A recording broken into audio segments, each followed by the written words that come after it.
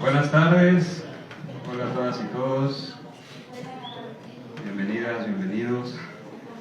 Me toca moderar, entonces van a tener que chutar mi odiosa voz un rato, pero me da mucho gusto estar aquí con ustedes porque además del gusto que siempre implica platicar con Elías de todo lo que él sabe, que es mucho, aunque él sea muy modesto al respecto, es una ocasión especial como para la familia Unitierra y para los amigos de Iván Illich y Gustavo Esteban, ¿no?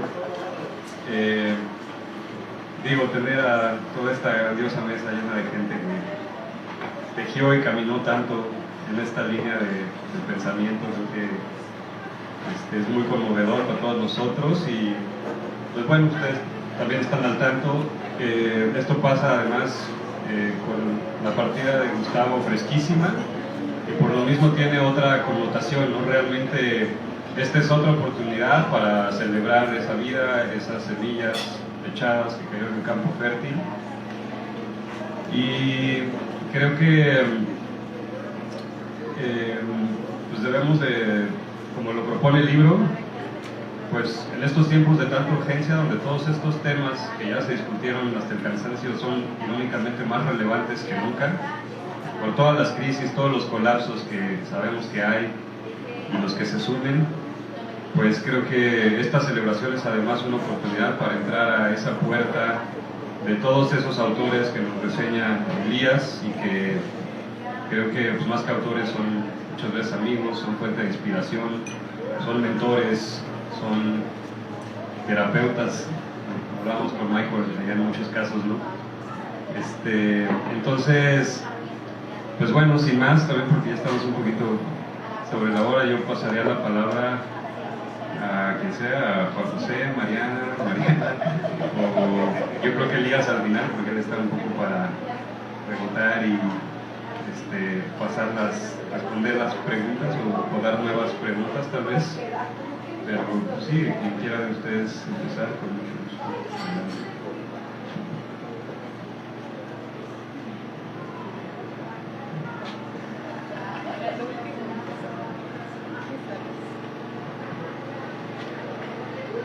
Absolutamente impropio decir que las damas primero. Entonces, creo que mi mayoría, ¿no?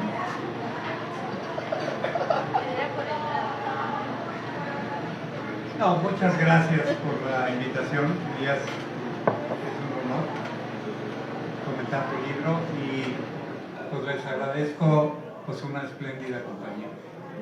Gracias. Creo que no pude resistir la tentación de empezar esto con una pequeña historia. Yo recibí el libro que me mandó Elías y ese mismo día recogí a mi nieto en la escuela. Camilo tiene 4 años y vio el libro y me dijo, ¿y este libro no tiene figuras? No, le digo, son puras palabras. Y me dijo, ¿y de qué se trata? Ah, pues es acerca de un señor que se llama Iván Illich. Y me dijo, ¿y este señor qué hace? ¿Qué hacía? Ah, le digo, pues pensaba mucho y tenía grandes ideas. Se quedó un ratito serio y dijo, un genio. Entonces dije, bueno, creo que no voy a poder superar este comentario, voy a tratar de hacerlo, pero creo que ya lo dijo casi todo, perdón. Pues yo conocí por sus libros a Illich cuando era joven, eso quiere decir hace ya bastantes años, finales de los 70. Y para ese tiempo había ya varios de sus libros en español, Unos dos sin escuelas, la convivencialidad, como se llamó entonces, Némesis Médica, y me produjo ese efecto que luego ratificaría, decir, qué manera de ver las cosas. Y además me abrió la puerta a un modo de pensar que por mis intereses en ese tiempo estaban muy cerca del movimiento ambientalista. Entonces había conocido a Shoemaker y Lo pequeño es hermoso, André Gorz, que es una gente muy cercana a Ivan Illich, a Barry Commoner, pero fue hasta después, varios años después, cuando conocí a Gustavo y después a Jean Robert, que me metí un poco más a conocer a Illich. Yo diría, en modo alguno, soy un experto en Illich. Aquí tenemos a los expertos, entonces no puedo presumir de conocerlo con mucho detalle, pero probablemente Gustavo Espleva tenía razón cuando se refirió a él como el mayor pensador de su generación. Y yo creo que sí, en efecto, es un clásico en el doble sentido del término, en el que es ya una gente a la que se le cita mucho sin leerse, que es una expresión de qué tan famoso te has vuelto, y sobre todo cuando tu nombre ya se vuelve un adjetivo calificativo, ¿no? Así como tenemos procesos que son orwellianos o cosas que parecen dantescas o kafkianas, yo creo que a estas alturas podemos hablar de lo illichiano como una especie de calificativo, aunque no quede claro de qué va la cosa, pero es en ese sentido que ha trascendido, yo creo. Y creo que lo que procedería, lo que es casi obligado y lo que señala el propio libro es qué tanto sentido tiene hablar, escribir, platicar de Illich hoy en día. Igual que Elías, que se preguntaba en la introducción que si se podía hablar de una escuela de Cuernavaca, haciendo referencia a este grupo que él constituyó en Ocotepec, el CIDOC, y que permaneció por muchos años. Y creo que igual que Elías, que termina decidiendo que esto no es tan importante, sino refiriéndose a una especie de transmisión directa, llamaría yo, y ahorita me gustaría explicar por qué hablo de esta transmisión directa. Más bien se decide a reflexionar sobre personajes que estuvieron muy vinculados a Ivan Illich. Y yo creo que pensando en esta línea que nos propone Elías, le preguntaba si hay un elemento que puede vincular a gentes tan diversas y de tales tamaños como los que Elías ofrece a modo de revisión. Y lo que me encontré es que probablemente lo que tienen en común es justamente eso, es que todos ellos tienen o tuvieron o han tenido la capacidad de lograr esa transmisión directa. En el budismo hay un linaje del budismo que hace un énfasis especial y que no hay manera de acercarse a las enseñanzas a menos que tengas un maestro con el cual establezcas una conexión directa, y esta conexión es indispensable. Hay escuelas del budismo en donde se puede aprender mucho en los libros, pero en esta en particular no hay otra manera sino tener una especie de transmisión directa. Y yo me pregunté y llegué a la conclusión de que probablemente es el caso para varios de estas personas, y yo lo puedo decir sin duda en el caso de Jean Robert y de Gustavo Esceva, a quienes tuve la fortuna de conocer. Y la manera en que describen esta experiencia es una experiencia hasta cierto punto mística. Yo creo que no es casual que Elías escriba sobre ellos, porque parece tener afinidad a abordar la filosofía desde esta perspectiva espiritual. Y el hilo conductor de todos ellos es la amistad y el valor que le daban a esta manera de relacionarse con la gente, que yo quisiera enfatizar que tiene un enorme valor intelectual, pero que no es exclusivamente intelectual, sino yo diría espiritual. Y que esa dimensión creo que tendríamos que revisarla porque es de enorme valor. Hace poco menos de 2 meses, cuando falleció Gustavo y se hizo un homenaje para él, me llamó poderosamente la atención la cantidad de veces que se dijo desde todos los ámbitos del planeta: es que conocer a Gustavo me cambió la vida o me puso una revolcada, que no nada más es intelectual, que tiene que ver con esto que ahora me permito llamar esta transmisión directa. Y creo que esos elementos, la amistad, la hospitalidad, la convivialidad, el manejo de las herramientas, son varias de las cosas que me gustaría hacer algunas anotaciones muy rápidas para no agandallar la palabra.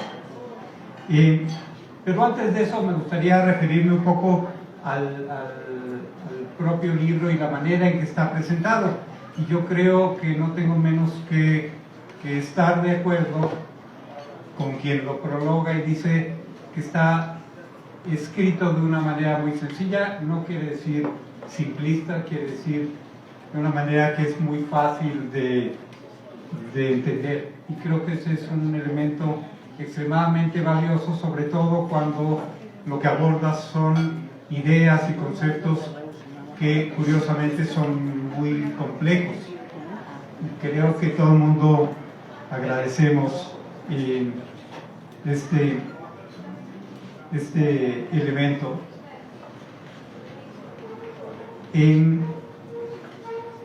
Yo añadiría que hay además de eso, una cosa que yo definiría como una honestidad intelectual. Lo que nos propone Elías esto es lo que yo he visto, es mi opinión, es limitada, ustedes vean. Creo que este es algo que de nuevo es muy, muy valioso.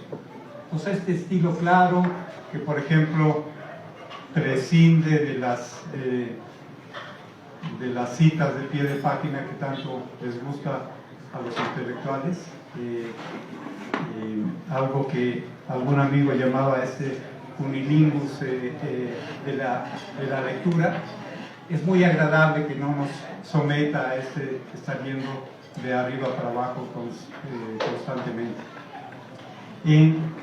Y también, y más de fondo, yo diría que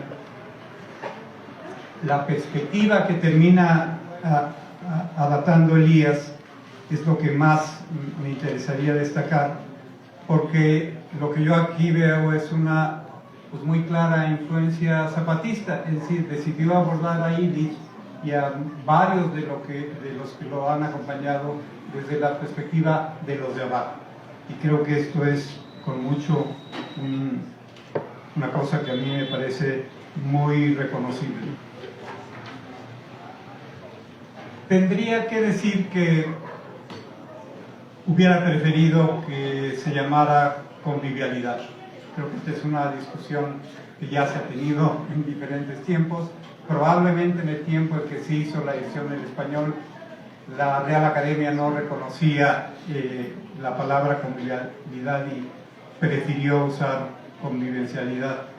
Pero el propio Gustavo arguyó con mucha fuerza por qué tenía más sentido llamarle convivial.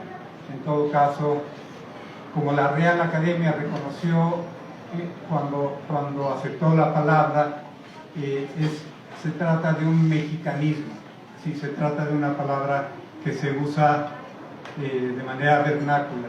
Y creo que sin duda este elemento pues, no escapó ni a Illich ni a Gustavo para nada. En todo caso, y recientemente en un homenaje a Gustavo, también oí la expresión de convite que se usa en Colombia y creo que tiene un sentido muy aproximado a esto de la convivialidad. Decía con respecto a Gustavo, el día que se le hizo ese homenaje la semana pasada, que en este sentido de establecer una relación maestro-alumno, para mí, sin duda, Gustavo era un maestro. Y tengo pruebas muy contundentes de que él consideró a Illich a su vez un maestro. Y creo que en ambos casos, y también el de Jean Robert, creo que es aplicable esta idea que platiqué el otro día de un maestro, no de quien hace la luz, sino de quien sabe moverse en la penumbra. No de quien nos explica la realidad, sino de quien nos pide que revisemos los anteojos con los que estamos viendo esta realidad, de quien desconfía de los profesionales, de los especialistas, de los expertos, porque yo creo que esto sigue siendo válido, como también decía Gustavo, el que sepa en este mundo tan confuso, tan convulso, tan complicado, hacia dónde hay que ir, probablemente está mal informado.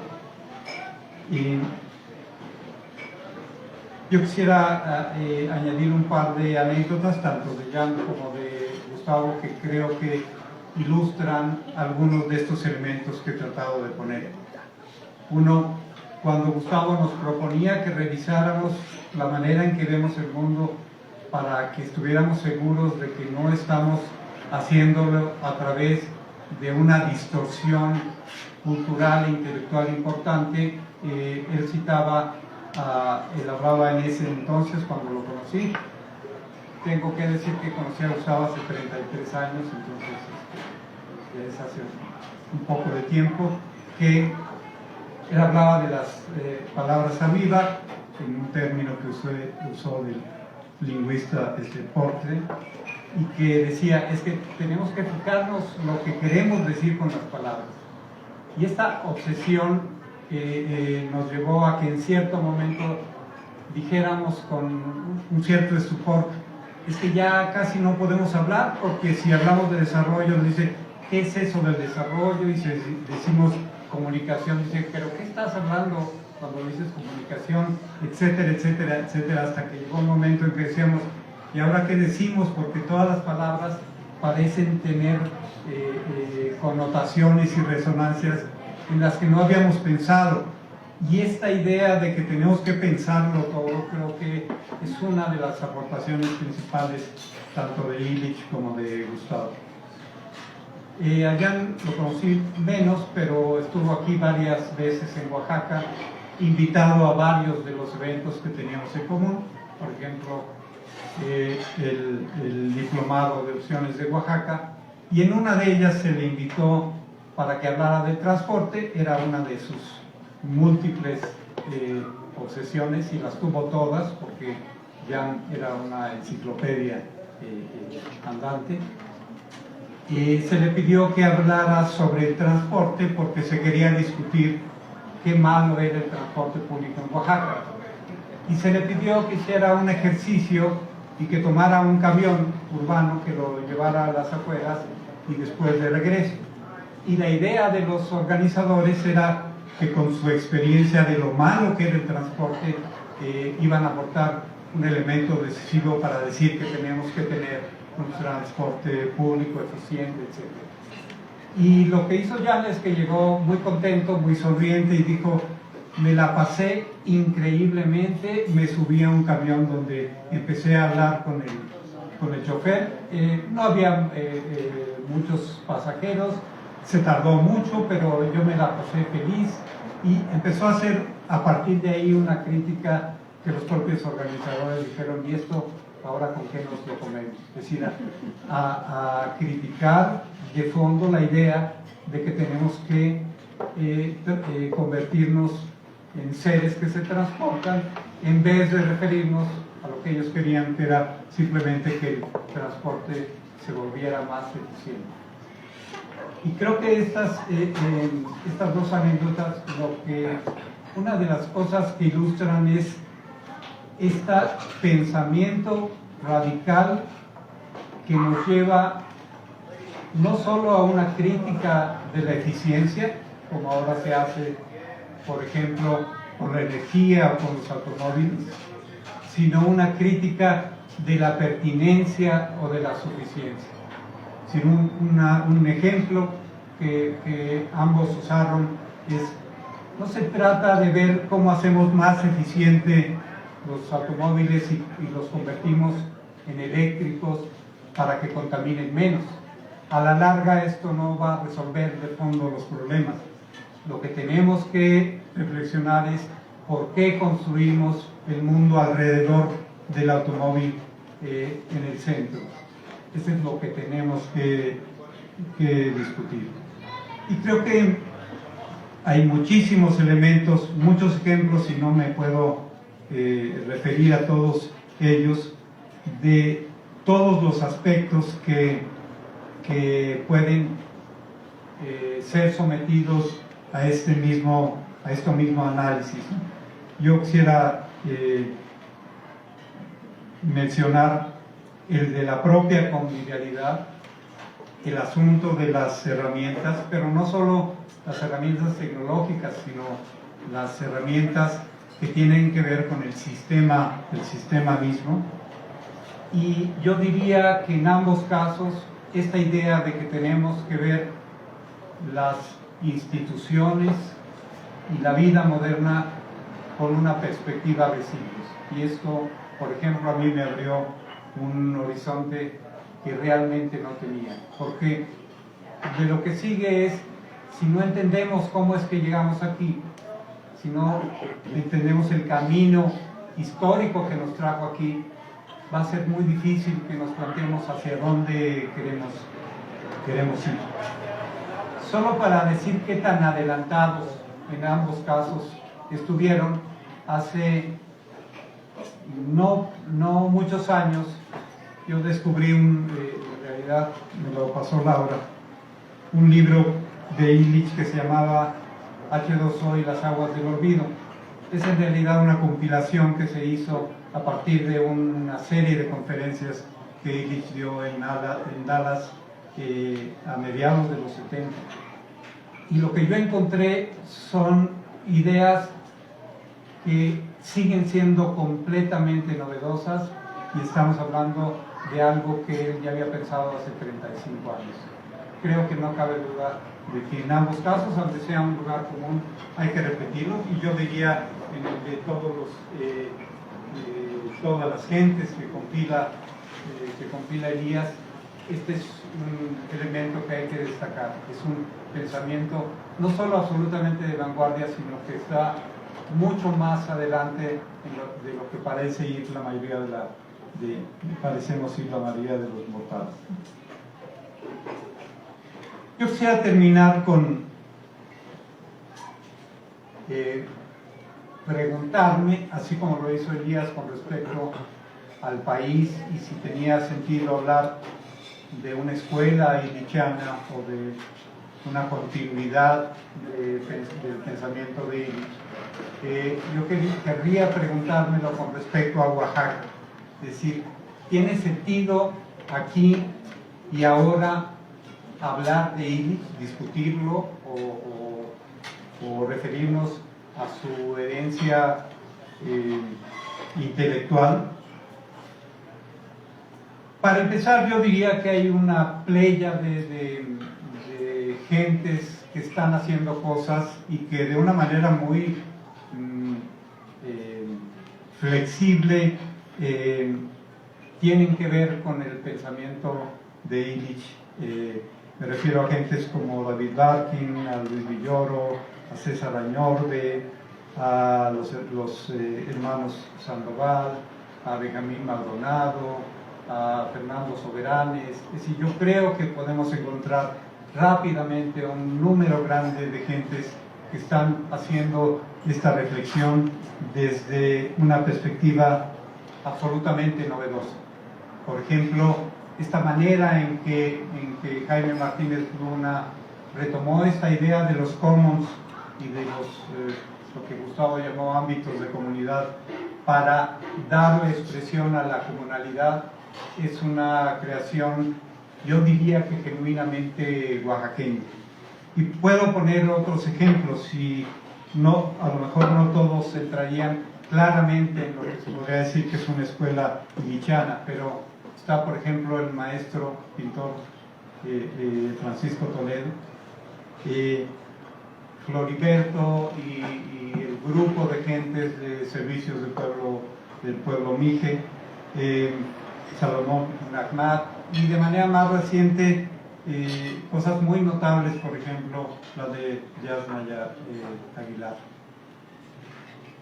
Yo quisiera terminar con algo que me parece que sintetiza muy bien no solo varias de las líneas de pensamiento que nos presenta Elías, sino algo que creo que puede sintetizar lo que podría ser ahora y en Oaxaca, y con miras a qué va a pasar para adelante, y es el futuro. Tendrá que ser ecológico, tendrá que ser espiritual, tendrá que ser acompañado por los pueblos originarios y los de abajo, y tendrá que ser conducido por las mujeres.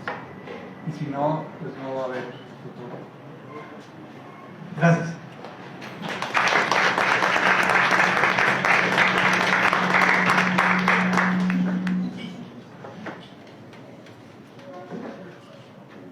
Bueno, pues muchas gracias por la invitación. Mi nombre es Mariana Favela. Disfruté mucho la lectura. Creo que el propósito, que es muy explícito no solo en la introducción, sino que nos está recordando constantemente Elías como este motivo, esta búsqueda por no definir, sino acercar a una conversación a las personas, o como él pone varias veces, conmovernos. Yo creo que está bien logrado. Reducir, no diría reducir, pero lograr poner a autores tan vastos, tan prolíficos en unas cuantas páginas, me parece ya de por sí un logro, en el sentido de que claramente hay una comprensión de los motivos. Y al principio creo que me sentí como muy movida por esto que él mismo plantea, quizás no tan definitivamente, como esta tendencia que tenemos por lo regular, sobre todo cuando hablamos de distintos autores, de querer encontrar un común denominador, de buscar cómo ponerlos juntos. Y creo que la renuncia inicial a ese propósito es un buen punto de partida, y al menos a mí me dio tranquilidad saber que no era un esfuerzo por enmarcarlos a todos, por encajonarlos a todos, por meterles en esta lógica de la escuela, o incluso de ser, bueno, pudo haber coqueteado con la idea de la tradición filosófica, de la tradición del pensamiento, etcétera. Y creo que el hecho de haber renunciado a ese camino le abrió muchísimas posibilidades de entender a cada quien en su propia dinámica. También creo que una coincidencia grande que encontré con él es, bueno, cómo esta actualidad que están cobrando ciertos autores, y conforme, no sé si la crisis o la catástrofe se va incrementando, van cobrando cada vez más relevancia, y creo que es claramente el caso de Illich y de sus amigos, de quienes en todo caso compartieron estas ideas con él. Me parece que además, sobre todo la manera en que lo fuiste desarrollando, pues tampoco sé si es un halago, pero es muy pedagógico, ¿no? Es accesible, sí se logra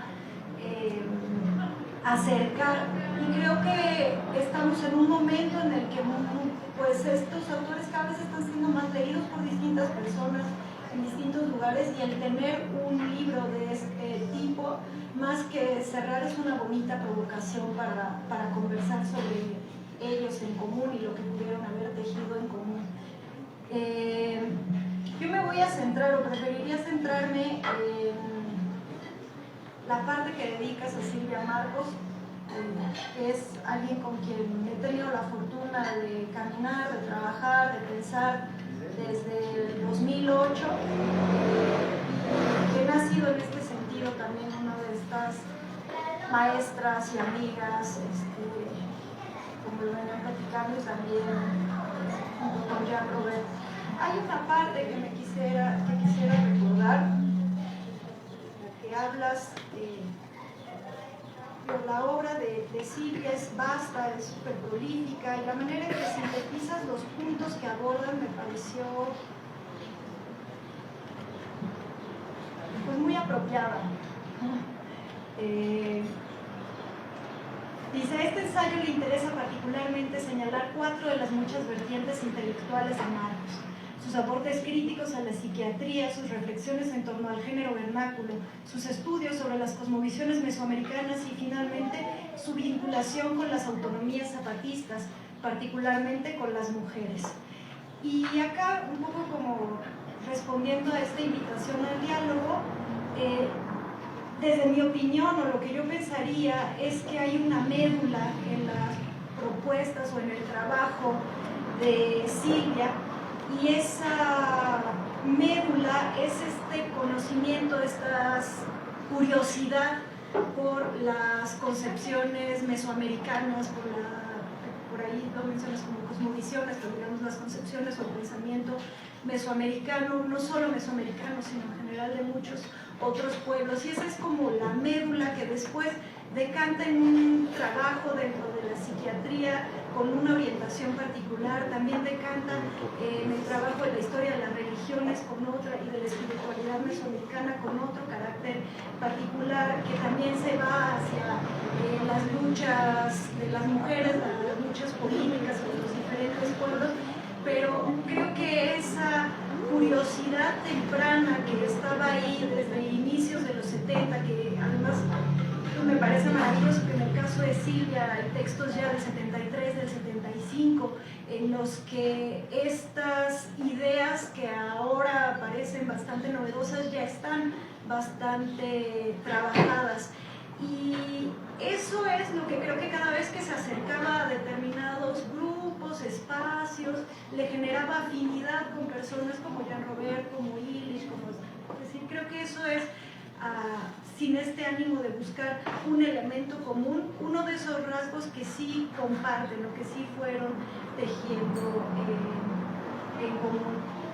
Hay nada más ahí como, creo que también se agradece la sencillez de decir, bueno, no tengo todos los elementos para adentrarme en este tema, y quizás solo como en el ánimo de conversarlo y de platicarlo, creo que algo interesante para considerar es que al menos en el trabajo que se ha hecho desde hace 10, 15 años, sí hemos discutido, no tanto por las palabras en sí, sino por qué carga cada una de esas palabras. Hemos defendido bastante una diferencia entre lo decolonial y lo descolonial, justo para no encuadrarnos en los digamos, en los principios que ya están dados en una determinada, eso sí, en una escuela de colonial, ¿no? Y entonces el uso indistinto, o sea, como que de pronto aparece en el título como descolonial y después a lo largo del texto aparece decolonial y luego regresa a ser descolonial. Creo que es bonita la discusión política de fondo de por qué se ha optado por una palabra que en un primer momento fue un modo de no sumarnos a una corriente y a una tendencia, a pesar de que había muchos más fondos económicos si lo hacíamos, ¿no? El haber resistido esa primera tentación, cuando se formó, por ejemplo, la red de feminismos descoloniales alrededor del 2008, que estaba la cuestión de la decolonialidad como mucho solo todavía en los aspectos estrictamente académicos, y el haber peleado la descolonización y la descolonialidad como un proceso político de los pueblos que no debía ser capturados de las élites académicas. Entonces, por ahí creo que vale la pena pues como mantener esa conversación de por qué todavía es importante para nosotros la manera en que se ha nombrado. Que pasa un poco lo mismo con esta, hay incluso una frasecita donde parece que se equipara el feminismo comunitario con los feminismos descoloniales, que también es muy interesante entrar en esa complejidad y diversidad, en ese zoológico que somos los feminismos, no con un ánimo de fracturar y de dividir y de decir esto es así y no es lo otro, sino para entender cuáles son los puentes de diálogo y dónde están las discusiones y dónde están los temas que consideramos relevantes. Y luego hay una... me parece que la manera en que, por ejemplo, fuiste planteando el acercamiento a sus textos me parece súper interesante. Muchas veces se deja de lado todo el tema de la antipsiquiatría. Creo que era imposible dejarlo de lado si se hablaba toda la relación, por ejemplo, con Illich. Quizás ahí como de las cuestiones anecdóticas que lo mencionas, de bueno, es un pensamiento encarnado, etcétera. Quizás de las anécdotas más interesantes es cuando la propia Silvia lleva o hacen un experimento dentro de su propia casa para llevar adelante estos proyectos de antipsiquiatría, ¿no?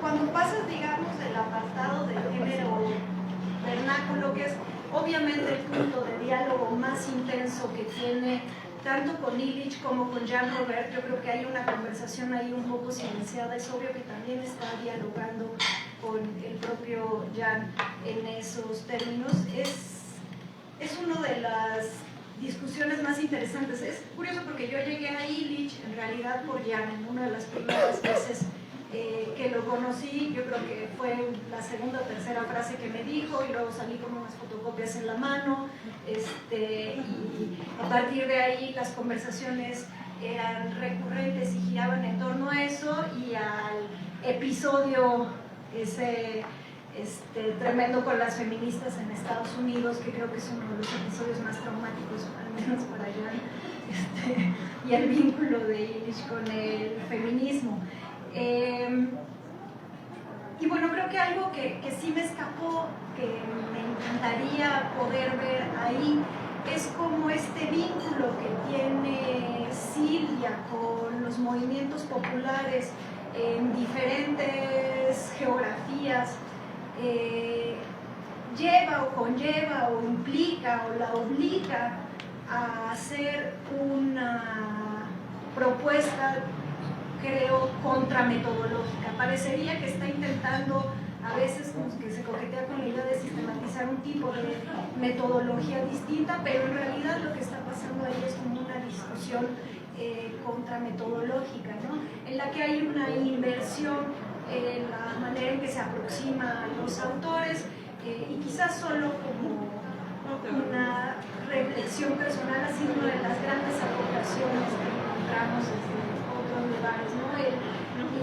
Encontrar la palabra de las mujeres zapatistas como una fuente, encontrar la palabra de muchas mujeres que luchan en diferentes geografías sin tener que recurrir a las grandes, o sin someterlas, digamos, al escrutinio de los grandes pensadores, o de las mujeres académicas, o de las feministas reconocidas. O sea, como el haber explícitamente dicho, vamos a hacer una aproximación distinta a esto que ella llama la inversión teórica, y situarse en ese caso como alumnas, que yo creo que eso es también un punto en común de varias de ellas, es situarse como alumnas de las luchas políticas, en lugar de pretender ser algún tipo de traductores o de voceros, ¿no?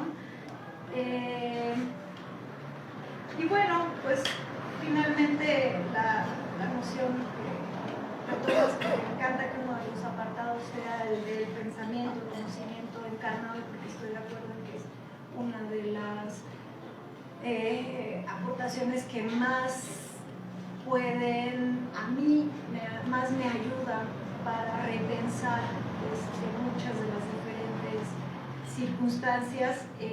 Una de las cosas que creo que ahora, tras la partida de Jan, afortunadamente, una de las pocas cosas que afortunadamente están sucediendo, es como revisitar el vínculo intelectual entre Silvia y Jan, algo que por cuestiones personales había sido bastante de ellos dos, pues, una decisión política de ellos dos de no haberlo hecho de manera explícita. Creo que ahora, por ejemplo, después del homenaje que hicimos todavía en vida con Jan, el darnos la oportunidad de visitar esos préstamos que se hicieron para un lado y para el otro, que siempre están permeados por el pensamiento de Illich, ha resultado muy enriquecedor y es parte de este conocimiento encarnado.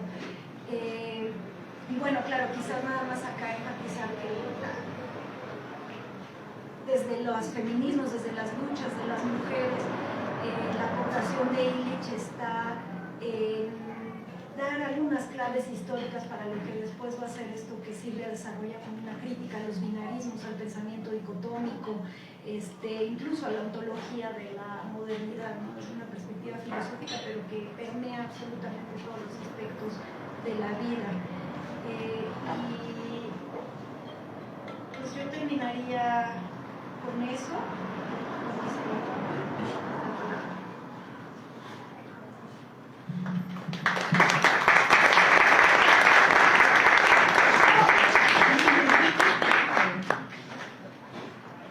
Buenas tardes.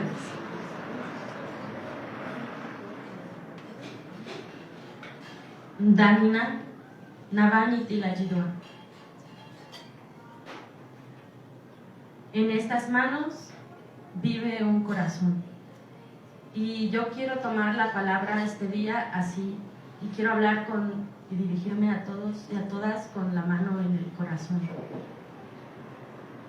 Estoy bastante conmovida porque creo que cuando empecé a leer el libro sentí que platicaba con amigos, y porque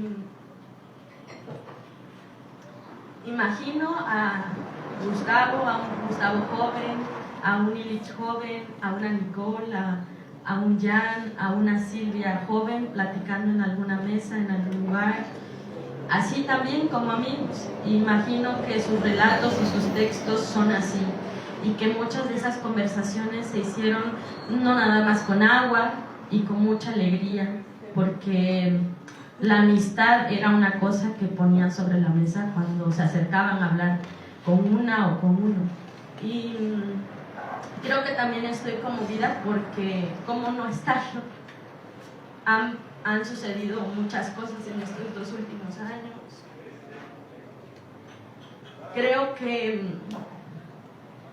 una de las cosas que más me ha traído el libro es reconocer la fuerte influencia que mucha gente tiene en nosotros.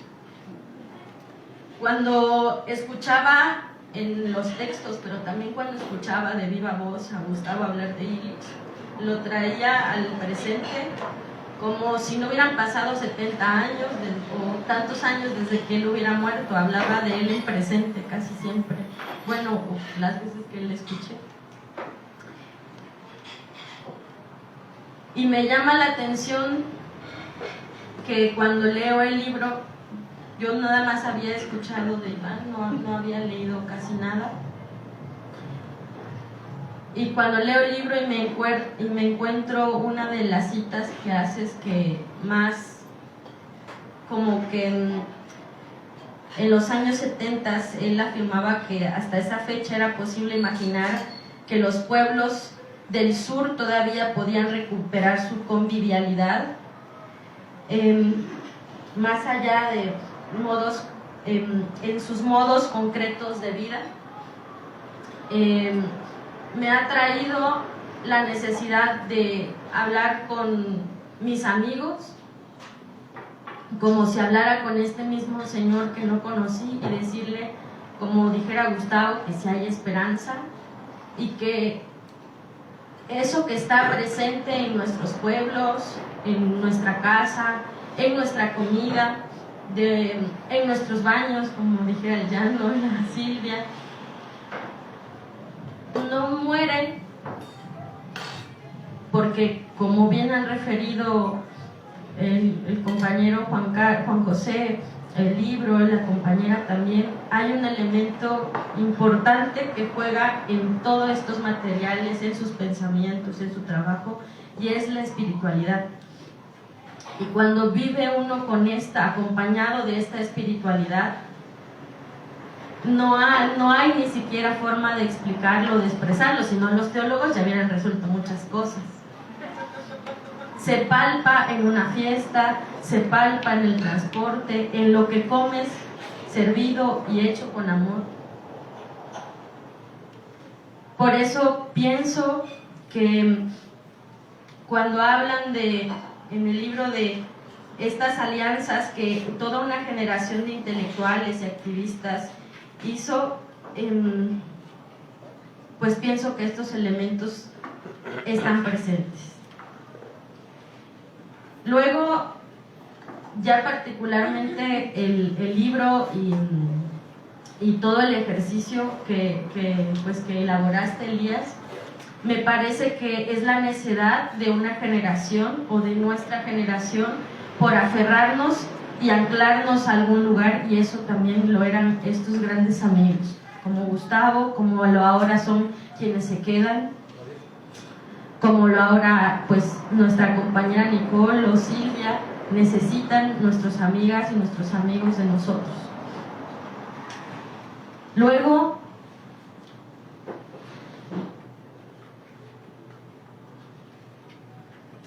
la noté, lo perdí.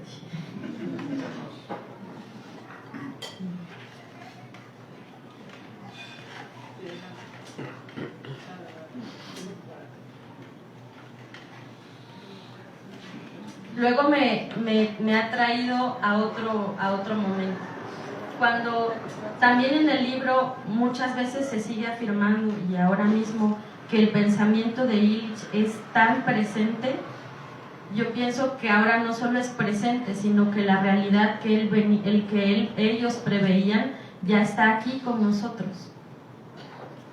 Y nos dejaron desde hace tantos años una tarea, una encomienda que está en el quehacer de cada uno de nosotros.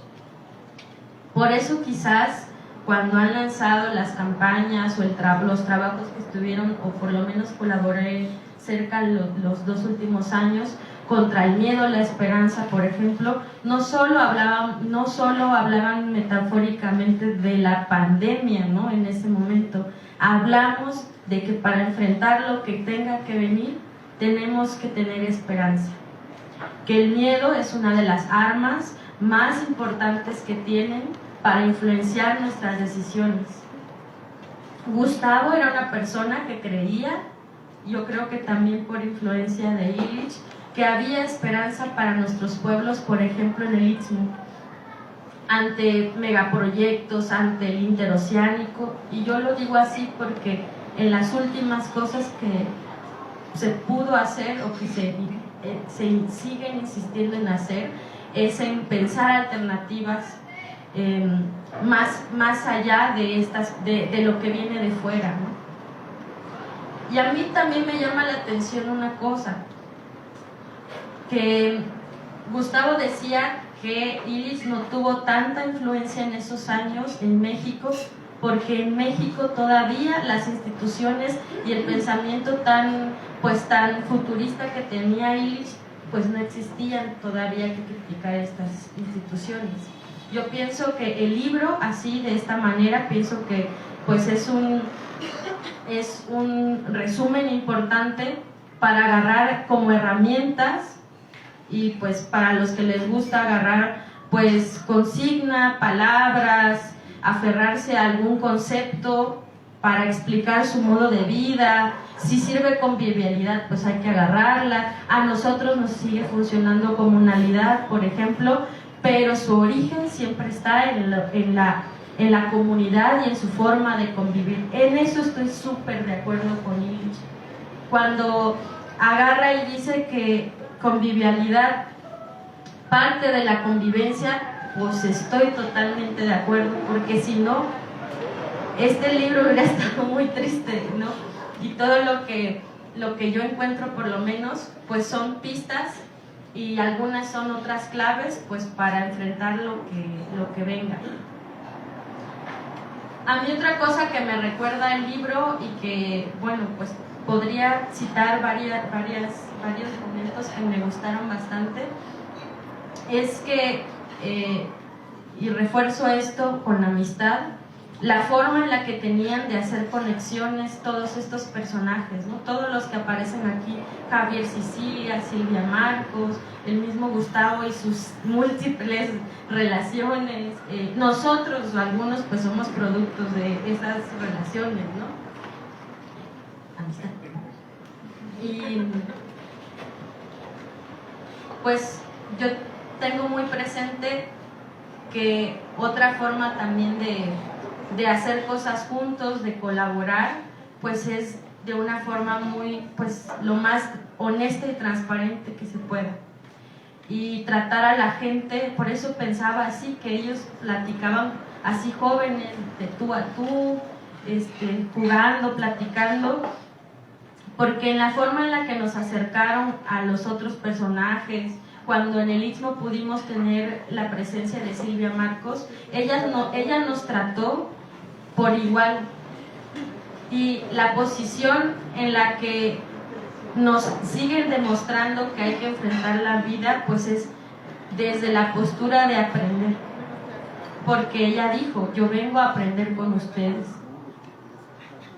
y lo hicimos juntos y juntas. Entonces pues me gustaría así también cerrar diciendo esta primera parte, para luego pues entrar en calor para los comentarios, que la palabra de estos personajes, los que siguen vivos y los que ya se nos adelantaron, pues no están muertos, ni van a morir ahora, porque la gente así vive en nuestras acciones, en nuestros pensamientos, en nuestra palabra, como dijera Chuy también, ¿no? Y porque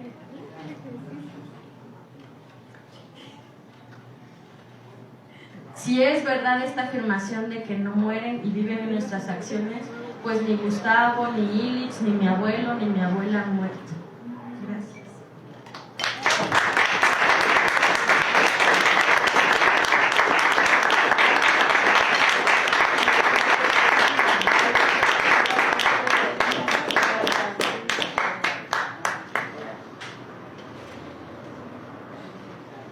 Ay, pues me cuesta mucho hablar, pues escucharles. Muchas gracias.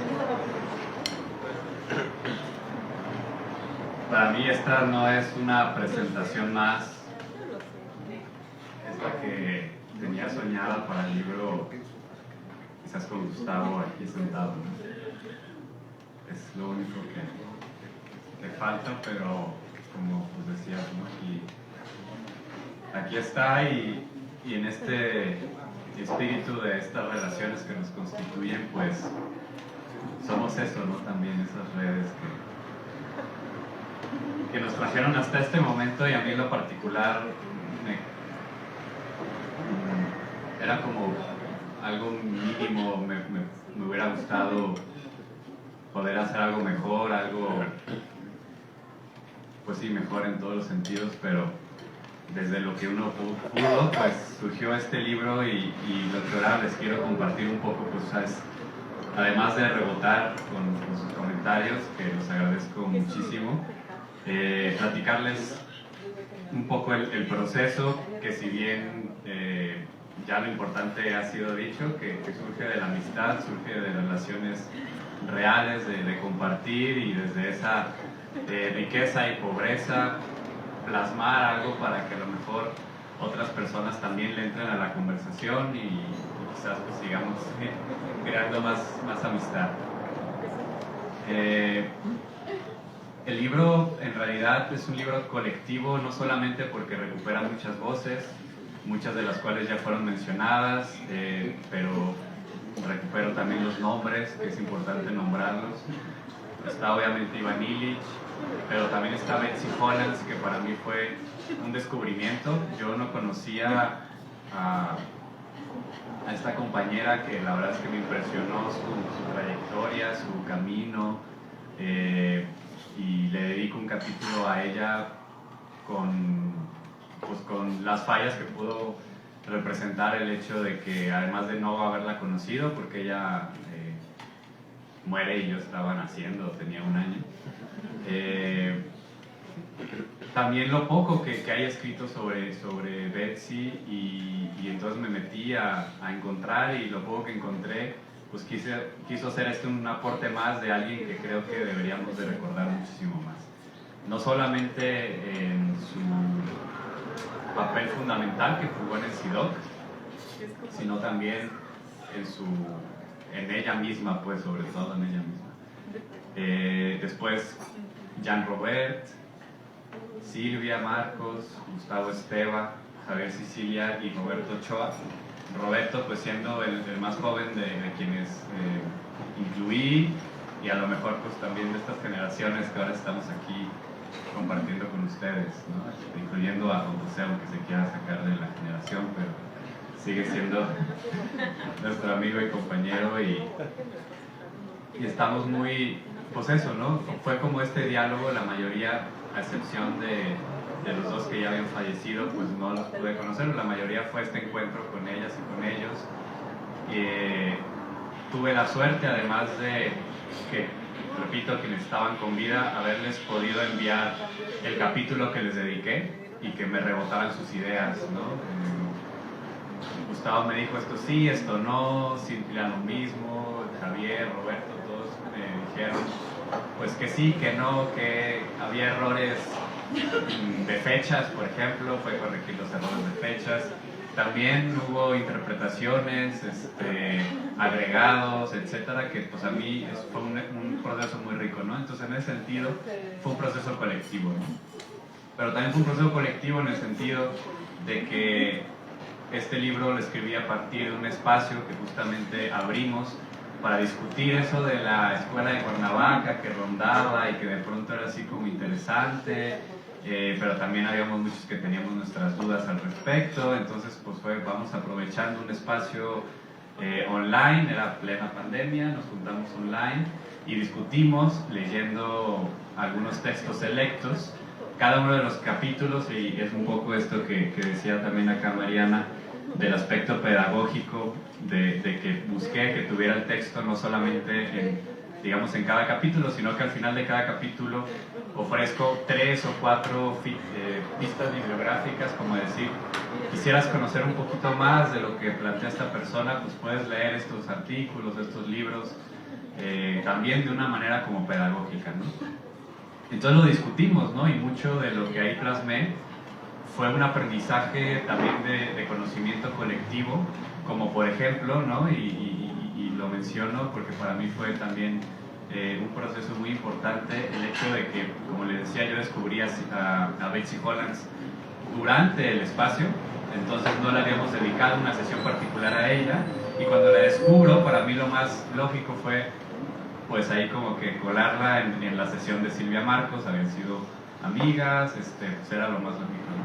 Y una compañera del espacio dijo, no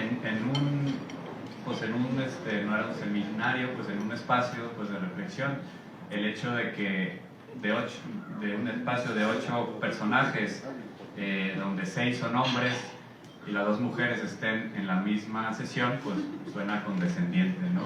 Y totalmente de acuerdo, ¿no? Fue un proceso de haber descubierto a Betsy, y también como de hacer el esfuerzo ya en el libro de descubrir realmente su aportación particular que tenía ella, que en el momento de la discusión apenas yo, o sea, no la conocía, no podíamos inventarnos una nueva sesión, pero sin duda fue un aprendizaje. Y entonces fue colectivo por eso, ¿no? Y en tercer lugar fue colectivo por el hecho de que ya lo mencionaba, ¿no? Porque viene cargado de nombres, viene cargado de trayectos. Entonces eso, pues básicamente el libro se constituye así: un prólogo que me hizo el favor de hacer un amigo, Luis Martínez Andrade, una introducción donde explico un poco pues qué quiero hacer, los capítulos dedicados a cada uno de estos y estas personajes, y unas conclusiones a modo de pistas, ¿no? de cosas que podemos hacer o cosas que podrían ir por delante. Y quisiera pues simplemente rebotar algunos sentires de lo que compartieron. Quedo desbordado por la alusión de la espiritualidad, no me lo esperaba. Tristemente creo que tenemos una herencia histórica en la que en espacios de pensamiento crítico nos da cierta roña hablar de espiritualidad, de religión, y lo personal es a lo que yo me dedico. En realidad yo no escribo de política, yo escribo de diálogo interreligioso, de mística. Eso es lo que a mí me gusta, lo que yo hago, ¿no? Encuentro, como decía Juan José, una dimensión profundamente espiritual, y también como decía Mariana en esto, pero a veces pues lo tengo como muchas veces lo hicieron el propio Illich, Jan, ¿no? Mantenerlo en el apofatismo, ¿no? El apofatismo es una de estas palabras mamonas, ¿no? Que de pronto salen por ahí, pues que significa, pues, lo vives, no lo nombras, ¿no? Porque es tan hondo, que incluso las palabras amibas no podrían alcanzar, porque las juntáramos todas las palabras amibas no pudieran alcanzar, ¿no? Pero a mí me desborda el hecho de que haya sido una alusión directa y poder desnudar esa parte mía de decir, en el fondo lo hago por una inquietud espiritual que para mí nunca está separado de la apuesta política, ¿no? Desde mi punto de vista o experiencia vital, que además lo he aprendido con los pueblos, ¿no? Que creo que es la resistencia más honda, que está presente, ¿no? En lo que también Mariana decía de la dimensión, de la médula de Silvia con los pueblos mesoamericanos, que está siempre presente y que van como conectando esa parte, ¿no? Anoté cosas de tarea, la verdad para mí es un enorme aprendizaje escucharles, como profundizar entre las diferencias, no en el sentido de las diferencias, como también decías tú, Mariana, pues sí, las llamo las diferencias entre el feminismo comunitario y los feminismos coloniales. Me quedo con esa tarea. Me quedo con la tarea confirmada, porque ya me la había puesto la propia Silvia, de su apuesta metodológica o contrametodológica, que también me lo repitió. Algún día me dijo, vamos a platicar a fondo sobre eso, sobre mi propuesta contrametodológica. Creo que incluso en la última parte, y también queda como tarea para profundizar, ciertamente, ¿no? En la última parte menciono algunos puntos de relación que pudiera haber entre estos personajes y otros que podrían beber de estas fuentes, y corrientes de pensamiento un poco más consolidadas, en el sentido encajonadas, ¿no? Como puede ser el pensamiento decolonial, que puedes, y lo menciono ahí, ¿no? Que tú puedes ir a sacarte una beca y te van a becar en países del norte para hacer tus estudios decoloniales, ¿no? lo menciono y creo que hay que profundizar en esa discusión, como dices Mariana, política para llegar a más profundidad. Me quedo con esa tarea también, esa enseñanza, con esa amistad, ¿no? Básicamente con esa amistad, con ese valor espiritual, con esa transmisión directa. Pues deseando que este libro ayude un poco a detonar las conversaciones, a seguirnos juntando. Yo estoy muy conmovido de que el 95% de los rostros que veo son mis amigas y mis amigos, ¿no? Y eso les agradezco profundamente que estén aquí. Muchas gracias.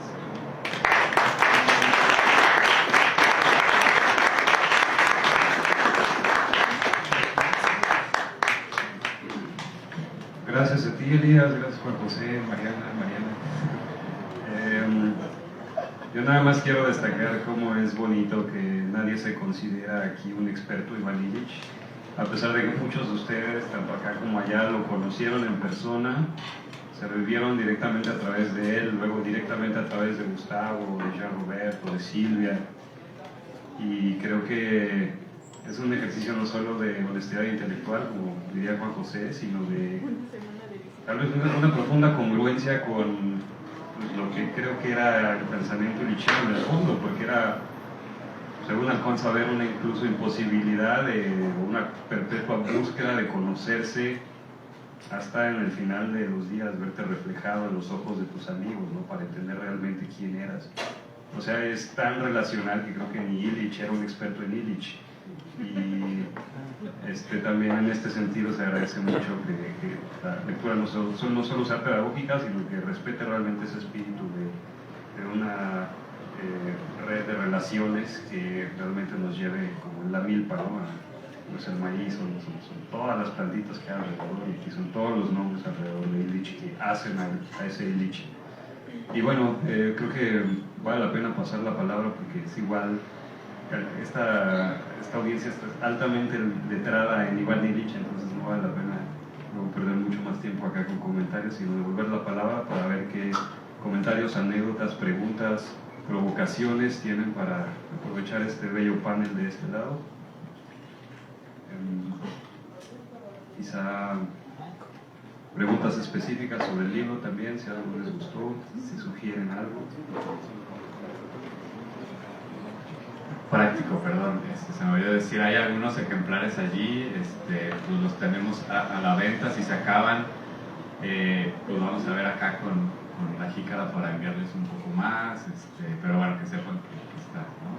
Disponible, eso se me pasó, 150 pesos.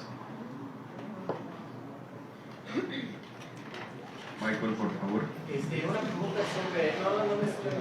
Es que como están transmitiendo para que se pueda escuchar. Ah, bueno.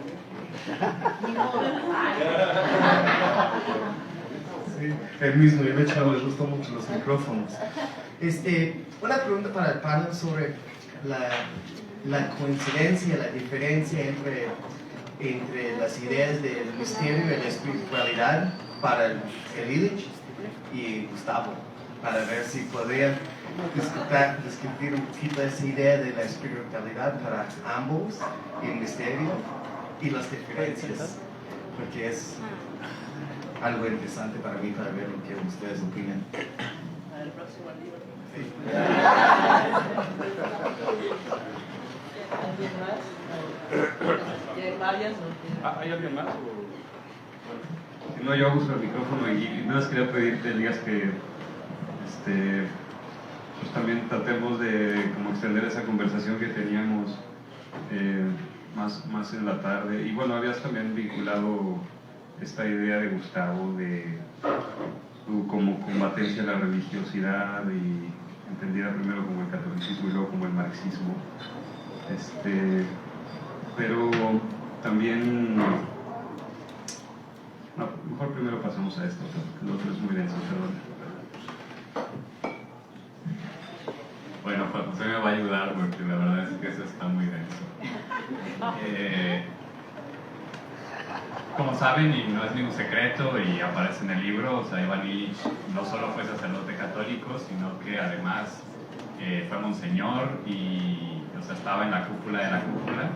Él huye de eso, no le interesa tener un puesto diplomático del Vaticano. Es cuando se va a Nueva York y conoce la historia, se va a Nueva York para estudiar los trabajos que tenían allá en la Universidad de allá de San Alberto Magno, ¿no? O sea, no podía haber o sea, después de Santo Tomás de Aquino, pues San Alberto Magno es como el rey de los escolásticos, que de hecho fue el maestro de Santo Tomás de Aquino. Entonces sí estaba en eso, pues ese era su mundo, eso era lo que le interesaba. Pero su contacto con una parroquia curiosamente llamada de la Encarnación, que quienes están familiarizados con el pensamiento de Illich sabrá que el concepto de encarnación es importante. La parroquia llamada de la Encarnación, que es una parroquia de puertorriqueños en Nueva York. Ahí él tiene una serie de experiencias que le detonan una transformación en todos los ámbitos, me atrevería a decir desde espiritual, pero también intercultural, político. Él ve cómo las misas son en inglés y ellos, los puertorriqueños, no entienden nada, cómo están afuera, cómo tienen una manera propia de vivir las celebraciones, que él después se fue acercando más, incluso lo hicieron vicerrector de la Pontificia Universidad Católica de Puerto Rico, ¿no? Donde tiene problemas con la iglesia. Él siempre fue muy claro, incluso un gran crítico de la teología de la liberación, que en aquel momento era de los pensamientos críticos, digamos, importantes. Fue crítico porque él quería una separación total, o sea, él diría que la religión y particularmente el evangelio no tenía absolutamente nada que ver en el ámbito de lo político, entendido como institucional y demás, ¿no? En ese sentido, pues él criticaba tanto al cura que inventaba proyectos para recibir más dinero, como decía al cura de Alzacuello, al revolucionario de Alzacuello que ondea la bandera de la teología de la liberación, ¿no? Pero que sigue siendo un ministro, ¿no?, de la iglesia. Empieza a tener problemas, ¿no? Es una historia larga hecha corta, ¿no? Comienza a tener problemas cada vez más grandes, no solamente con la iglesia, sino también con ciertos políticos, particularmente cuando está en Cuernavaca, a grado que lo mandan llamar y lo meten pues a las mismas salas donde en su momento metieron a Galileo, etcétera, o a otros teólogos de la liberación como Leonardo Boff, ¿no? Y lo que sucedió es que pues él no quiso firmar nada, básicamente porque iba a condenar a un montón de amigos. Recordemos que el SIDOC llegó incluso a refugiar a Camilo Torres, a tener un apoyo importante de Sergio Méndez Arceo, el obispo rojo de Cuernavaca, y pues fue Illich quien ayudó en una de las ocasiones a salir a Paulo Freire de la cárcel en Brasil, ¿no? Entonces tenía su relación con estos movimientos teológicos de la liberación, pero siempre estuvo muy separado de la concepción más filosófico-teológica. Entonces Illich, cuando decide quitarse la investidura de sacerdote, es decir, Illich no lo corrieron, no fue excomulgado, ni siquiera fue lo que se conoce como el ad divinis, que es como ya la máxima castigo que le dan a un sacerdote en la iglesia, que es adiós, ¿no? O sea, ya estás totalmente fuera. Él nunca fue así porque él se quitó la investidura y literalmente escribía: yo escribo como historiador, no como teólogo, ¿no?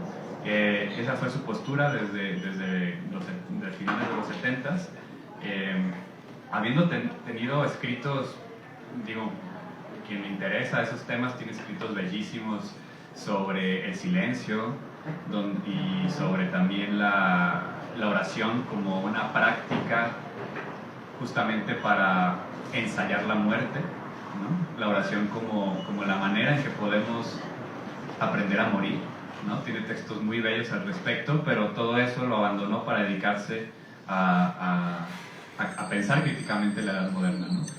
Y entonces, digamos que guardó silencio en ese sentido, en ningún momento volvió a hablar de teología o de cuestiones parecidas, hasta que al final de su vida, uno de sus amigos, que se llama David Cayley, que es un católico ferviente, fervoroso, pues le pidió unas conversaciones. y Illich estaba así como que, sí, pero no, y luego pues son más personales. Hay un video de Ivan Illich en francés que le hacen una entrevista en los 70, donde el entrevistador le empieza a preguntar sobre Jesús de Nazaret. Y Iván Illich se molesta, le hace así, dice, perdón, es que yo no puedo hablar así tan a la ligera de mis amigos, ¿no? O sea, para Illich Jesús siempre fue un amigo encarnado con el que tenía relación día a día, como lo tenía también con Hugo de San Víctor. O sea, Illich hablaba con Hugo de San Víctor y era un personaje que llevaba muerto, no sé, 700 años, ¿no? Pero, por ejemplo, Illich escribía en latín, le escribía cartas a Hugo de San Víctor explicándole que era un automóvil en latín antiguo, ¿no? Y como un ejercicio de demostrar la imposibilidad o la distancia cognitiva, cultural, ¿no? Entre nuestra edad moderna y el tiempo que le tocó vivir a Hugo de San Víctor, como diciendo, te voy a explicar una locura que ahorita estamos, que se llama automóvil, ¿no? A ver cómo le hago para explicarte en tu lengua el automóvil, ¿no? Y para mí es muy bello, por ejemplo, escuchar a compañeras y a compañeros hablando en sus propias lenguas y que de pronto pues las palabras que son modernas las dicen en castellano o en inglés, dependiendo del país, ¿no? Porque es una locura, o sea, hablar en conceptos como automóvil, cuestiones por el estilo, ¿no? Y entonces Illich era ese, ¿no? Y al final de su vida, pues sí, tuvo esas entrevistas en donde, pues, Illich era esa persona que, si tú eras un marxista, él te iba a soltar porque sabía de memoria el Capital. Si eras un fanático de la escolástica de los siglos XIII y XII, él te podía decir todo, ¿no? Si tú eras, porque dicen, no me consta, pero lo decía Gustavo, lo decían sus amigos y amigas, podía, o sea, él veía que tenía enfrente y se hacía esa persona, o sea, hablaba de lo que esa persona le importaba, le interesaba. No sé cómo explicaríamos el avión en otras lenguas también, pero, o sea, esa experiencia, por ejemplo, de ser interrumpidos por un ruido de máquina, ¿no? Pues es una experiencia normalizada, pero es nueva, ¿no? Tendrá, ¿qué? 200 años. Y van hacia esas, o sea, le interesaba eso, o sea, en qué momento pasamos a vivir como estamos viviendo, ¿no? Entonces, les decía lo de Kelly, pues le hizo haciendo entrevistas, como a Kelly le interesaba la teología, pues habló de eso y Kelly lo puso en libros. Y ahora pues ya hay muchas interpretaciones, ¿no? De que, bueno, Iván finalmente siempre habló de teología, pero apofáticamente, escondidamente, ¿no? Ese es como un extremo. Del otro extremo estaba Gustavo, que decía, ni madres, ¿no? Por supuesto que no. Y para Gustavo lo más importante, o sea, por un lado le parecía que esa interpretación, que es la de Kelly, que es la de un Giorgio Agamben, es la de Charles Taylor, la interpretación de Kelly a Gustavo le parecía que podía condenar a Illich a la irrelevancia, porque entonces pues no solamente quienes fueran católicos, católicas y pertenecieran a esa fe, sino dentro de ese mundo, ese universo que es bastante amplio, solamente quienes tuvieran una cierta formación teológica, que ya se reduce muchísimo, podían entender a Iván Illich, ¿no? Y Gustavo le parecía que ese nunca era el propósito de Iván, pero claramente Iván nunca abandonó su fe, o sea, también hay que decir eso, o sea, Iván siempre, digamos, murió en esa convicción personal, pero eso lo mantuvo siempre, o sea, en algunas conferencias incluso llegó a decir, empezando, yo creo en cosas que a lo mejor para ustedes es totalmente absurdo y no tiene ningún sentido, como la Inmaculada Concepción, la Asunción, etcétera, pero no venimos a hablar de eso, venimos a hablar de qué chingados el automóvil, etcétera, etcétera, ¿no? Entonces no me vengan a cruzar cables, ¿no? Una cosa es una cosa, otra cosa es otra cosa. Creo que ese también era un poco el espíritu de Jean Robert, que me atrevería a decir que era incluso más apofático que Iván, ¿no? Es decir, mucho más, digamos, él nunca fue sacerdote, no tenía como esa historia detrás suya. Jean tenía, y lo sé por testimonios de la propia Silvia, tenemos un seminario de lectores y lectoras de Jean Robert, donde participó Pietro Ameglio, y donde él contaba cómo una vez a la semana se juntaba Pietro con Jean a guardar silencio. Simplemente guardar silencio, se iban a la capilla de la Universidad La Salle, pero no rezaban ni nada, guardaban silencio durante 1 hora, ¿no? Y entonces hay una carga de profunda espiritualidad, pero totalmente, digamos, crítica y lejana, digamos, a las maneras más tradicionalistas. En cuanto a Gustavo, esa es una cosa muy honda, porque de las cosas que él estaba trabajando, pues era en algo así como en qué creen los que no creen. Hablando de su propia experiencia, Gustavo nació en una familia católica de un padre que no practicaba hasta el final de su vida, según él me contó. Su mamá sí tenía un poco más de devoción. Él estudia en escuelas religiosas, maristas, y posteriormente en la Universidad Jesuita. Y entonces, pues, cuando iba a pasar de la prepa a la universidad, los maristas le dijeron: en las universidades hay unos lobos que se quieren comer a los jóvenes católicos, son ateos, se tienen que preparar. Entonces está Gustavo preparándose en el catecismo, y ya saben, o sea, en una noche se leía todo el catecismo de Ripalda, pues porque él iba a defender su fe, ¿no? Él no era un manso corderito. Y entonces fue con un jesuita muy famoso, muy importante, en aquel entonces, Padre Villaseñor, y entonces le empieza a leer libros de teología para comprobar la existencia de Dios. Era la pregunta de Gustavo, porque él quería comprobar racionalmente, en contra de los argumentos ateos, la existencia de Dios, ¿no? Entonces la prueba ontológica de San Anselmo, las 4 pruebas de Santo Tomás, él se las leyó, las entendió, y regresaba al día siguiente diciéndole: sí, padre, pero es que, no, entonces las tumbaba y no estaba de acuerdo. Y así duró 2 años ese intercambio, hasta que en un momento dado el jesuita le dijo: hijo, pues ya te diste cuenta de que no se puede comprobar racionalmente la existencia de Dios, ¿no? Gracias por participar. Y dice Gustavo que se sintió un alivio enorme, porque ya estaba harto de leer sus libros. Salió de la oficina y en ese momento se dio cuenta de que ya no tenía fe, ¿no? Había convertido a Dios en un concepto, y que en un sentido, otra vez volviendo a las palabras mamonas, eso se llama la ontoteología, o sea, construir a Dios en un concepto, disuelve la experiencia y dice, desapareció, ¿no? Comenzó una búsqueda exacerbada. Estábamos hablando de un joven universitario, leyó Swami Vivekananda, Hatha Yoga, no sé, echó todo lo que estaba de moda, ¿no? Hasta que encontró, pues, una nueva religión leyendo la ideología alemana de Marx y Engels, ¿no?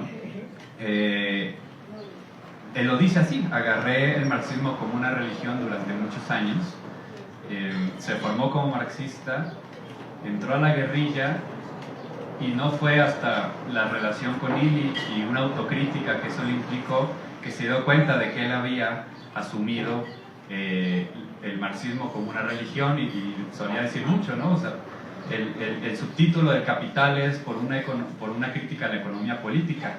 No es el Capital, la Biblia, ¿no? 2.0, ¿no? Es una crítica a la economía política, es eso, o sea, es un libro crítico que quiere presentar una crítica a lo que está pasando en el momento, ¿no? No es una receta de cómo creer y vivir las cosas. Entonces, pues eso es lo que podría decir a complementación. Me extendé mucho, pero es que te pasaste de lanza. A reserva de lo que diría Juan José, pero pues yo creo que Gustavo era una persona, pues, que tenía, ¿no?, su hondura espiritual, no con esa palabra, pero en ese sentido de la amistad, o sea, de cultivar la amistad, de cultivar el rostro, el contacto real con las personas, ¿no? A diferencia, sí, de Jan cuentan, pues, que sí, o sea, se juntaban a hacer oración, se juntaban a hacer silencio, ¿no? Entonces por ahí va un poco.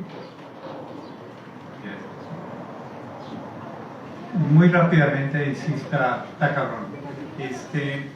Pero a lo mejor algunas pistas, o más bien algunos indicios de por dónde tener esta discusión, que yo creo que es básicamente una profunda contradicción. Y aquí se me ocurren varias cosas. Uno, porque tú lo citas, Gustavo se refirió a Iván Illich antes de conocerlo como cura reaccionario, ¿no? Yo creo que aquí habría que, bueno, lo que propongo es algunas ideas así sueltas. La primera es que tendríamos que distinguir entre idealismo y sobre todo como corriente filosófica contrapuesta al materialismo, etcétera, religión como una estructura social con un dogma y una jerarquía, y espiritualidad. Y creo que podríamos empezar por decir que son cosas distintas, aunque en principio deberían de tocarse, pero la espiritualidad creo que es algo más. Y en esto a lo mejor una pista en el sentido en que pensaba Gustavo puede ser Raymond Pànica, porque este himno catalán que Gustavo admiraba especialmente, que yo creo que especialmente en un libro que le prestó a Laura, por cierto, porque Gustavo y Laura tuvieron una discusión muy intensa del asunto religioso que se llama El silencio de Judas. Creo que da buenas pistas de por dónde iba Gustavo en ese sentido. Yo simplemente quería citar un par de cosas adicionales para ilustrar estos elementos. Cuando yo hablo de esta espiritualidad que aquí se ha traído varias veces, me refiero, por ejemplo, a la idea de que no somos individuos, y de hecho una de las primeras cosas que yo aprendí con Gustavo y fue un poco choqueante es que el individuo no existe. O sea, ¿de qué me estás hablando cuando hablas del individuo? Es la disolución del individuo, y esto no hace más que conectarse con una idea budista muy antigua, ¿no? Otra que durante el periodo en el que trabajamos en el suplemento Opciones, y no recuerdo quién decía, es que lo que requerimos en esta época es ser fanáticos de medio tiempo. Y no me acuerdo la cita, pero es muy afortunada, y lo que dice es expresar esta contradicción, es decir, creer en algo, abrazar algo de la manera en que mucha gente abraza la religión, sea el catolicismo o el marxismo, y a la vez poner una distancia crítica con respecto a eso. Y creo que eso puede ayudar a entender esta contradicción que yo creo que tenía el propio Gustavo, ya Roberto, Mili sin duda, etc. Y me recuerda en ese sentido metafórico, y a lo mejor tiene poco que ver, pero yo recuerdo que alguna vez Leonard Cohen dijo que él en realidad todas sus canciones y una buena parte de su poesía eran una interpretación de la Biblia.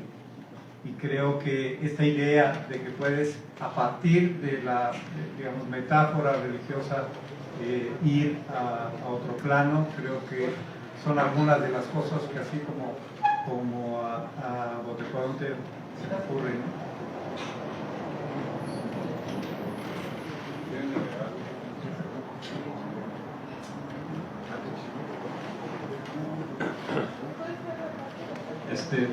Yo quería abusar del micrófono, pero mi pregunta va enfocada hacia lo emocional y se me hizo un poco relacionada a lo que preguntaba el buen Michael sobre la espiritualidad, pero de que podría también como crear cierto conflicto, pero es refiriéndome a lo que tú describes como tal vez el único defecto de Iván, que era su polifilia, su casi incapacidad para resistirse a una invitación a comer y una buena charla, y esta como pulsión constante de tener esos acercamientos, de tejerse con gente para seguir siendo nudos de redes de relaciones.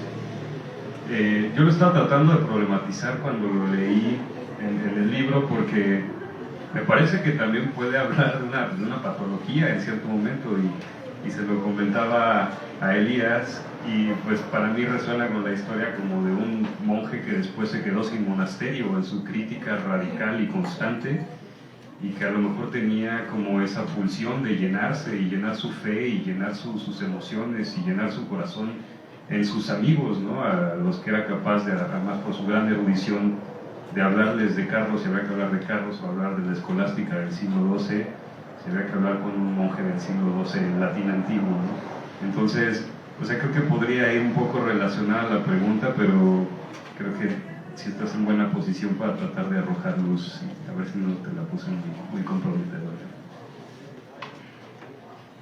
Pues a lo mejor podemos juntarla con otros comentarios también y vamos platicando entre todas y todos. No sé si hay un comentario aquí mismo también, ¿verdad? Si queremos rebotarnos cosas.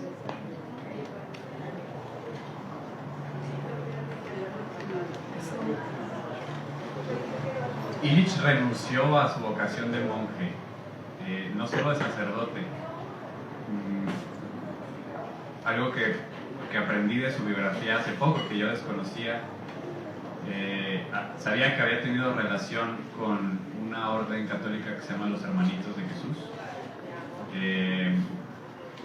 que se inspiran en un personaje que ahorita está cada vez, suena más, que se llama Charles de Foucault, que es un ex soldado francés que termina siendo, que se convierte en un monje, vive en el desierto y lo asesina una banda de bandidos en el norte de África. Illich le impresionaba mucho esta historia y cuando él deja, cuando lo corren de Puerto Rico, cuando está como en todo ese asunto, se va al norte de África y se encierra un mes en silencio, sin hablar con nadie, en una ermita, a preguntarse si su camino era ese, pues, porque básicamente lo que seguía en la iglesia era que lo condenaran al silencio, ¿no? Entonces, pues él decía, bueno, me voy a ir, me voy a convertir en un monje, ¿no? En un hermanito de Jesús. Es una orden muy particular que ellos son personas que viven en las ciudades, en las partes rurales. Tú no sabes que son frailes porque son plomeros, son campesinos, ¿no? No sabes que son sacerdotes ni nada, ¿no? Y entonces él le llamaba esa vida y lo discernió, pero al mismo tiempo, después de un mes dijo, no, para la decepción de la orden, porque era algo que iba a ser muy importante para esta, porque él ya era un personaje y no sé qué, y en ese sentido creo que fue muy clara su decisión, decidió irse por el ámbito de la crítica social y involucrarse más. Seguramente habrá razones en lo oculto que pues, solo él supo, ¿no? Y nadie más. Pero yo creo que por ese lado, lo que dices del aspecto patológico, pues yo creo que pues es una cosa de, decía una profesora mía, ahorita que decías, cuando se de los fanáticos, decía que el ser humano, el chiste en broma, no sé si estoy totalmente de acuerdo, decía que tendemos al fanatismo, y entonces en vez de ser fanáticas o fanáticos de algo que cause daño, pues dijo, yo decido ser fanática de la América, ¿no? Yo creo que Illich y compañía, pero si la pregunta va directamente a Illich, yo creo que pues una persona hasta donde sé que supo canalizar pues todos los afectos que se viven, ¿no? en todos los procesos de elección de vida, ¿no? Como todo ese asunto. Y es lo lindo también, yo creo que de esta constelación, que además se trata de personas con estilos de vida muy distintas. Tenemos a un Illich casto, con un voto de castidad en su juventud, etc. Tenemos pues a Gustavo, a Jan, a Silvia, que pues decidieron vivir sus vidas en pareja, ¿no? Gustavo con Nicole, Jan y Silvia entre ellos eran pareja.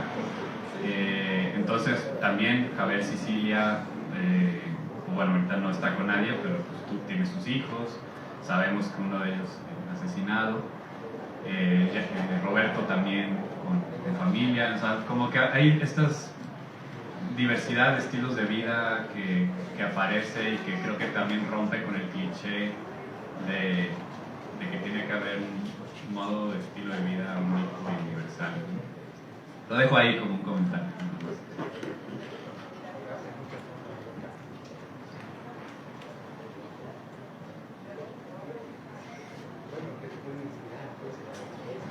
Pues si no hay otra intervención, como comentario, duda, sugerencia, inquietud general, creo que igual podemos hacer como una ronda de despedida ya para ir cerrando. Y pues yo le pasaría el micrófono a Mariana, que está más cerca de Mariana Solos. No, pues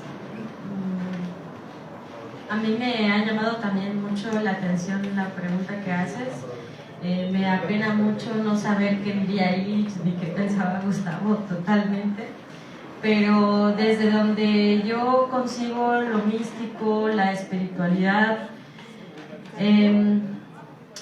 pues la concibo casi como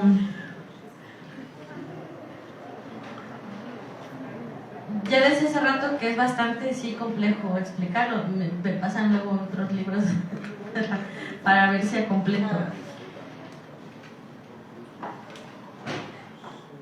Pero creo que tiene que ver muy fuerte con un sistema de creencias el que construyes. En mi caso, pues en mi familia hay dos o hay varias formas de haberlo cultivado. Una era cuando yo veía a mis abuelos encendiendo una veladora a un santo y resulta que era el dios al santo del rayo, o a Esquipulas, o al santo negro, y etcétera, ¿no? Pero cuando escuchaba qué decían y por qué pedían y en qué momento, pues yo sabía que no nada más le estaban rezando a un santo, ¿no? Estaban haciendo, como ahora dicen, decretando, que también está actual, ¿no? Cuando tú enuncias algo, lo estás trayendo al presente, a la vida, a lo palpable. Por eso cuando iniciaba, yo pues tengo mis reservas, pero me gusta mucho la metáfora del Sagrado Corazón, de tener las manos en el corazón y del fuego que alumbra. Y entonces pues insisto en creer que la gente, los recuerdos, además es algo que sí me acuerdo haber en algún momento platicado, como la memoria, un lugar, como quizás un único lugar tan íntimo, en una relación tan íntima, que cuando tú enuncias la oración, cuando tú prendes la vela, cuando tú pones flores, cuando tú pones agua y llamas a los seres que están cerca de ti, ya sean tus abuelos, las personas que ya fallecieron, estás trayendo y enunciando y decretando algo que aparentemente ya no existe, o en este caso cuando fallecen, pero es la memoria de su acción en tu presente. No sé si me explico muy bien, no es un poco extraño esto, pero terminaría diciendo que para mí la espiritualidad, lo místico, pues era como cuando nos retaban a decir historias, ¿no? Que a las 12 de la noche en punto se para una señora en la casita vieja y entonces mis primos evitaban pasar por allí. Yo ahora pensaría, si mi abuelita decía que ahí se para la señora a esa hora, yo no la pongo en duda, yo nada más no voy a ir a ese lugar. Y bueno, pues ya para despedirnos, pues espero que pues sigamos haciendo réplicas del trabajo de Illich, del pensamiento de Gustavo y de todos los que hemos enunciado este día, y pues que aquí estamos y vamos a seguir. Y pasen bonita noche.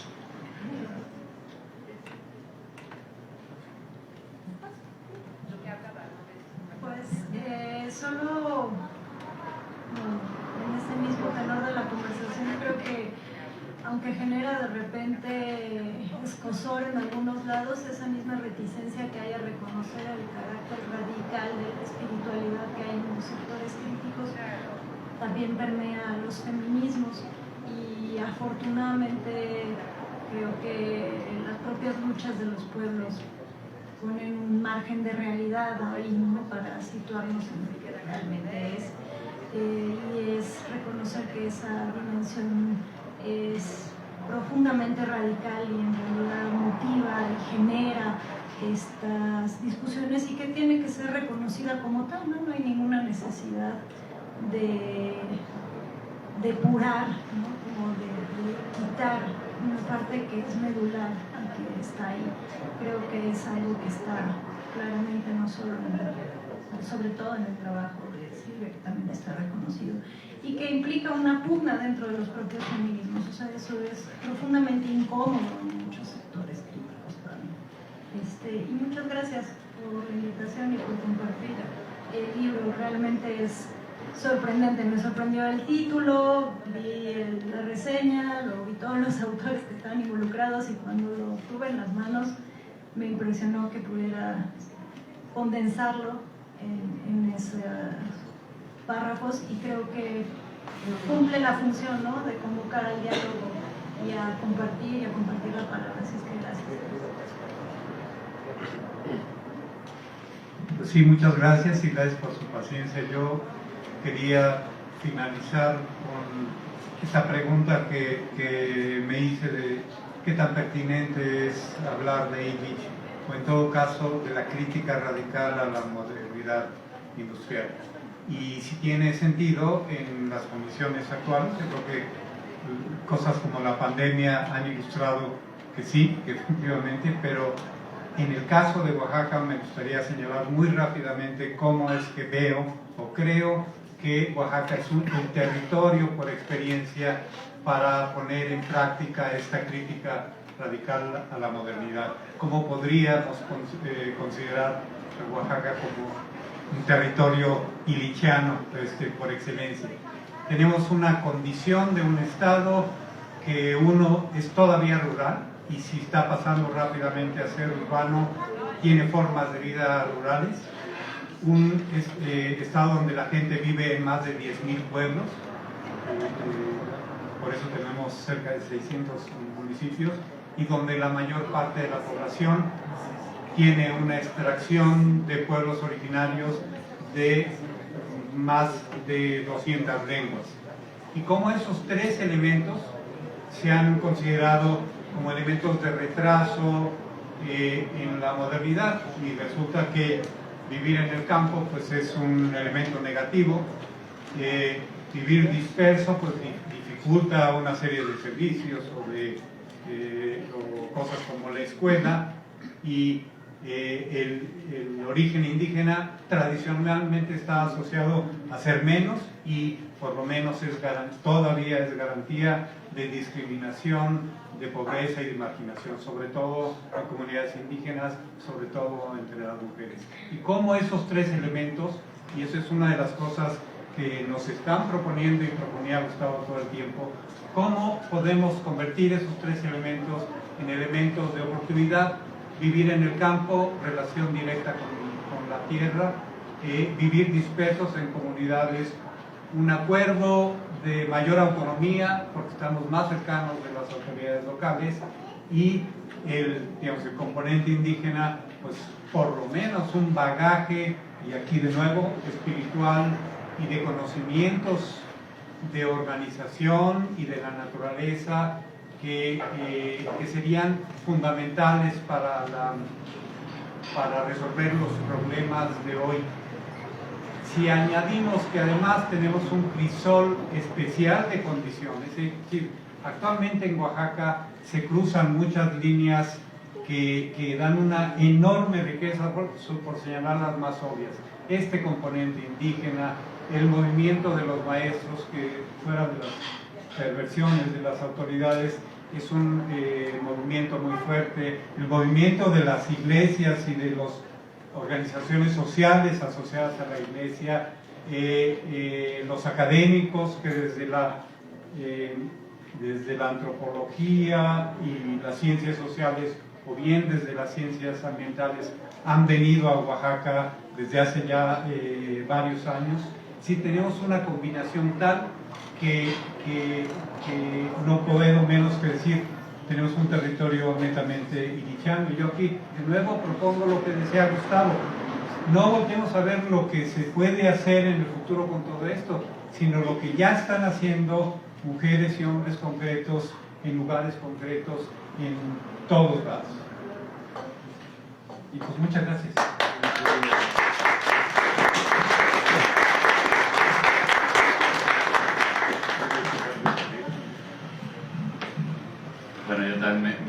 simplemente agradecer al corazón del cielo, al corazón de la tierra por este encuentro. Muchas gracias a ustedes, muchas gracias a las amigas, a los amigos, a Nicole, muchas gracias por estar aquí, significa mucho. Pues sí, a Mariana, a Fabela por allá, Mariana Solórzano, Juan José. Juan, muchas gracias a la Jícara por recibirnos, la verdad un honor, y a la Unitierra por también el apoyo y pues sentir esa red de amistad, ¿no? Pues ahora sí que nos vemos pronto, ¿no? Y pues deseo lo mejor. Creo que allá. Preguntan en la transmisión, ¿dónde pueden conseguir el libro? Allá. Quien pueden escribir directamente a la editorial, que su correo es unidadeditorial2017@gmail.com. Repito, unidadeditorial2017@gmail.com, todo minúscula, todo pegado. Ahí lo pueden pedir directamente. Y bueno, aquí todavía hay algunos ejemplares y demás, ¿no? Y eso. Si no, escriban directo a la Unitierra y podemos ver también qué hacer. Pues muchas gracias.